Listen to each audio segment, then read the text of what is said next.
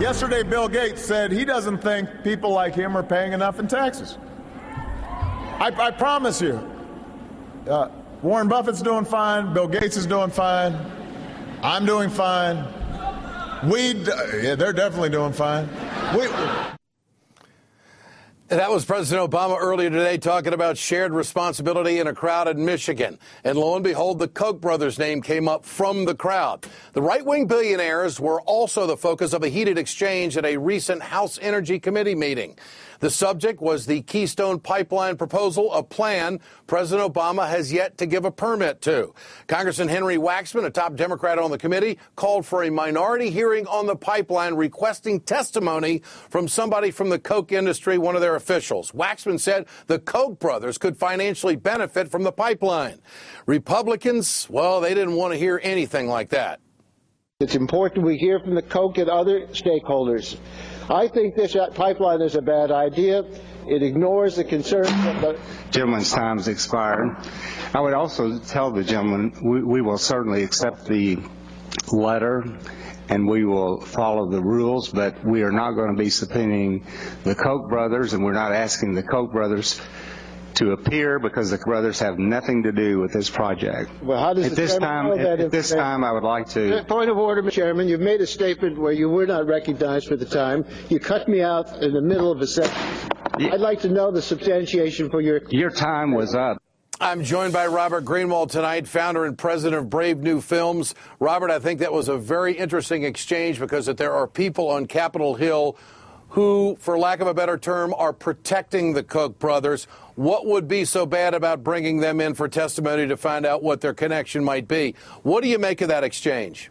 Well, I think it was a very good exchange. What it doesn't say, and the video that we're going to release Monday will say, the chairman who was cutting off Waxman has gotten, I think it was $25,000 or $30,000 from the Koch brothers. So there's a very direct connection between the people they're funding and what the elected officials will do in pursuit of the Koch's economic self-interest. And as the president said, you know, they've made billions just in the last few years. You've got a film coming out about the Koch brothers' influence on American college and university campuses. Here's a clip. They're help setting up a pattern where universities are expected to give up their values in exchange for money. Programs that they start tend to be one point of view only. They now have financial agreements with over 150 colleges and universities. They've spent tens of millions of dollars to get their point of view instilled in classrooms, amongst faculty members, and in students. Over time, hundreds of thousands of students are directly exposed to Koch brothers' ideology and political points of view.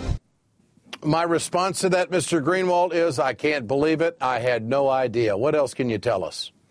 Well, look, these guys are not stupid, and they are funding colleges. They fund, by the way, over 150 colleges around the country. And one thing I think we can do, Ed, is encourage all the viewers to call their college. Find out, number one, are they getting Koch money? And number two, most importantly, are there strings attached? Because at Florida State University, at Utah, at Clemson, at other places where we've been unable to uncover the paperwork, they have direct control over hiring professors, curriculum, papers that are written and presented. And if they don't like any of those, they're able to withdraw their money. So that at a time when colleges desperately need funds, they are holding this money up and forcing their ideology on them.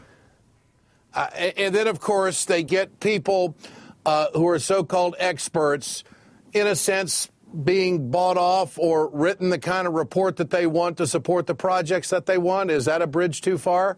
No, not at all. It's exactly what they do, Ed, and it's on paper. I mean, we have the contracts, and it basically says the Koch Foundation, through their advisory committee, controls and decides which professors get hired, what they teach, and how they implement it. We had a screening in Florida the other day with the wonderful students down there and Progress Florida and Florida Watch Action who are refusing to take this attack on academic freedom, and they're going at them very strongly, and they're saying, no, we will not be bought off. We got to talk more about this next week, Mr. Greenwald. Fascinating work. You've done it again. BraveNewFilms.org. Great job. Thank you.